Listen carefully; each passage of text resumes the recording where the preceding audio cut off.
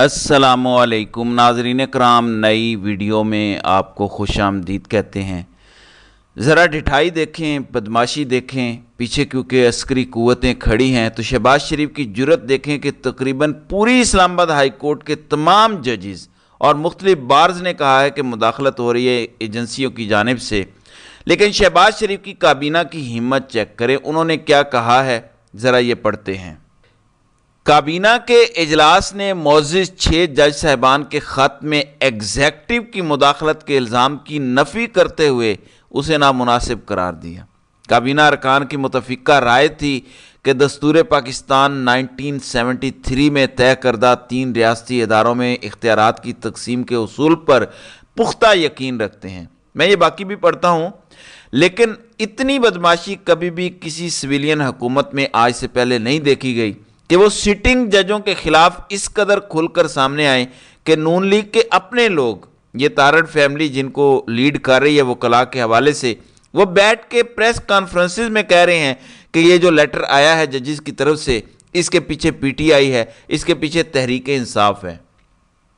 ये खुल के कहने की हिम्मत इनकी कैसे हुई? क्योंकि इनके पीछे अस्करी कुव्वत है, इसलिए इनके पीछे टैंकों और तोपों वाले खड़े हैं, इसलिए ये इनको फ्रंट फ्राहम कर रहे हैं, ये इसलिए है।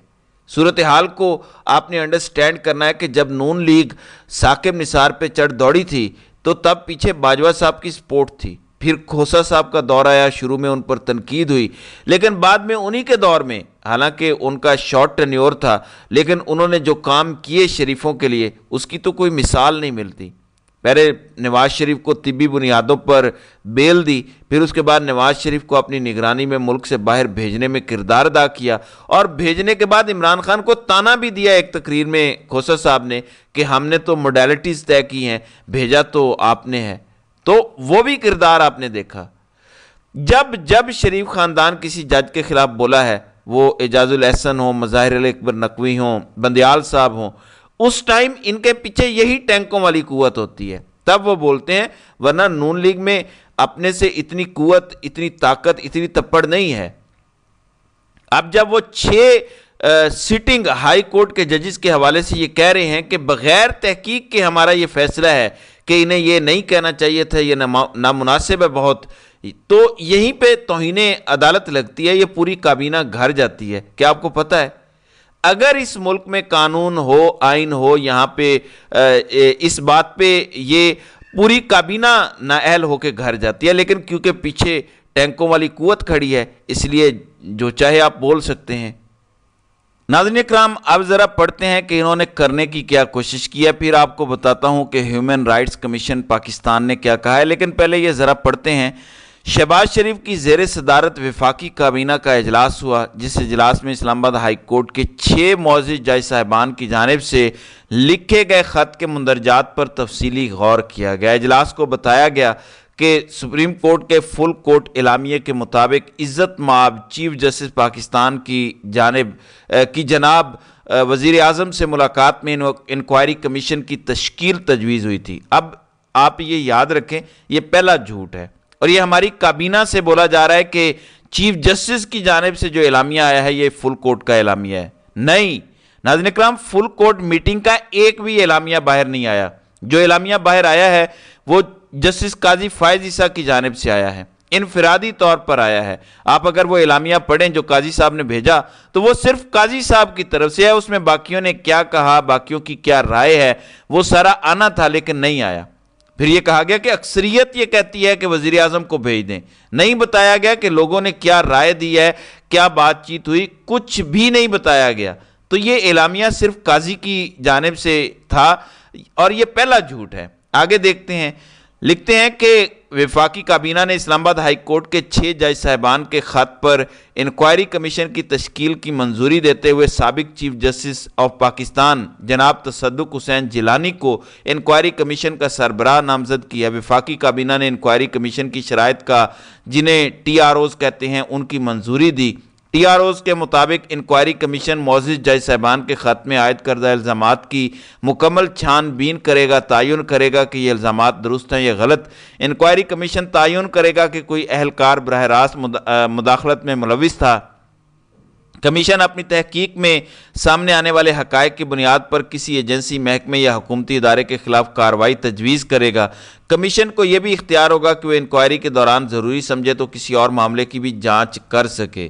قاضی صاحب سے شہباز شریف کی ملاقات کے بعد شہباز شریف کابینہ کو یہ بھی بتاتے ہوئے پائے گئے کہ قاضی صاحب نے ہمیں کہا ہے کہ آپ کے جو بھی اچھے کام ہوں گے ہم پوری سپورٹ آپ کو کریں گے، آپ کے ساتھ کھڑے ہیں۔ تو بیسیکلی اچھے کام کا لفظ نکال دیں تو قاضی صاحب نے شہباز شریف کو سامنے بٹھا کے کہا ہے کہ ہم پوری طرح سے آپ کے ساتھ کھڑے ہیں، ان سب کو تن کے رکھو۔ اب دوسری طرف اطلاعات یہ آ رہی ہیں کہ ان 6 ججز پر دباؤ ڈالا جا رہا ہے کہ وہ خود ہی مستعفی ہو جائیں، ورنہ قاضی صاحب کو مزید بدنامی اور ذلالت مول لینی پڑے گی، سپریم جوڈیشل کونسل میں کارروائی کرنی پڑے گی، انتہائی ذلیل ہونا پڑے گا دنیا کی نظر میں۔ مزید وہ ذلیل ہونے کو تیار تو ہیں، ان سے جو بھی وعدے کیے گئے ہیں یا جو بھی ان کے ساتھ معاملات ہیں، لیکن احسن طریقہ یہی ہوگا ان کے لیے کہ وہ ججز خود ہی مستعفی ہو جائیں اور گمنامی میں چلے جائیں، جیسے جسٹس اعجاز الاحسن نے کیا ہے۔ تو اب یہی ٹیکٹکس ان کے خلاف ہوں گے۔ امیجن کریں 6 ججز نے اپنی گردنیں پیش کر دیں، 6 ججز نے اپنی زندگیاں خطرے میں ڈال دیں اور انہوں نے یہ بتایا کہ ہماری فیملی ممبرز بھی محفوظ نہیں، انہیں اغوا کر لیا جاتا ہے۔ جب یہ چیزیں سامنے آئیں تو قاضی صاحب نے کہا کہ وہی حکومت ڈیل کرے گی اس مسئلے سے جو تمہارے لوگوں کو اغوا کر رہی ہے، ٹارچر کر رہی ہے، تمہیں دھمکیاں دلوا رہی ہے۔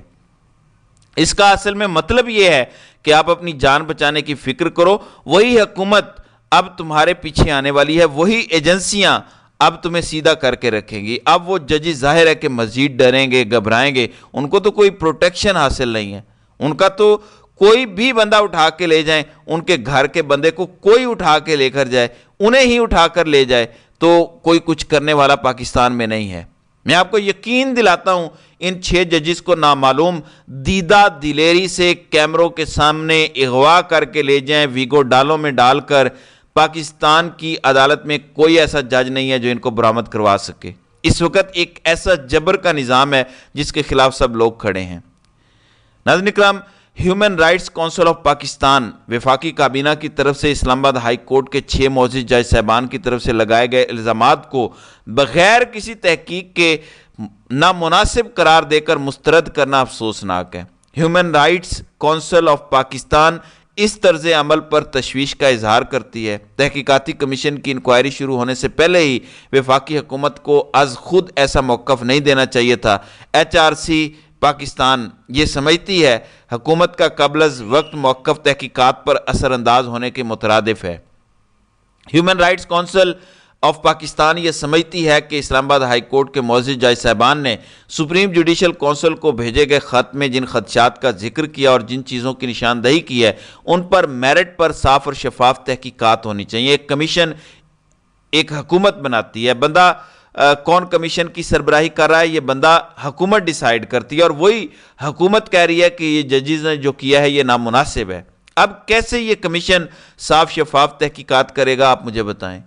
حکومت نے تو پہلے ہی بتا دیا، اپنا مائنڈ ڈسکلوز کر دیا۔ آپ دیکھیں کہ شہباز شریف اتنا لیٹا ہوا ہے کہ ISI کا دفاع کرنے کے لیے کمیشن کا فیصلہ آنے سے پہلے ہی ISI کا دفاع میں سامنے آ گیا کہ یہ نامناسب ہے، ججز کو یہ نہیں کہنا چاہیے تھا۔ جب آپ بوٹوں کی دی ہوئی حکومت میں بیٹھے ہوتے ہیں تو آپ کو یہ ذلت آمیز حرکتیں کرنی پڑتی ہیں جو کوئی بھی آنریبل بندہ نہیں کرے گا۔ لیکن آنر اور شہباز شریف کا دور دور سے کوئی تعلق نہیں ہے، آنر ان کے قریب سے نہیں گزرا، ان کو چھو کر نہیں گزرا۔ اب ناظرین کرام آتے ہیں تاریخ راہوں میں مارے جانے والے ان 51 لوگوں کی طرف۔ یہ بڑا امپورٹنٹ اور تاریخی تحریک انصاف نے پہلی بار ہمت کا مظاہرہ کیا ہے۔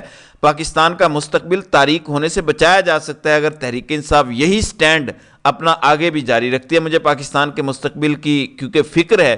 51 لوگوں کا میں نے آپ کو کل کی ویڈیو میں بتایا تھا کہ انسدادی دہشت گردی عدالت سے ان کو اکراس دا بورڈ 5 سال کی سزا دے دی گئی ہے۔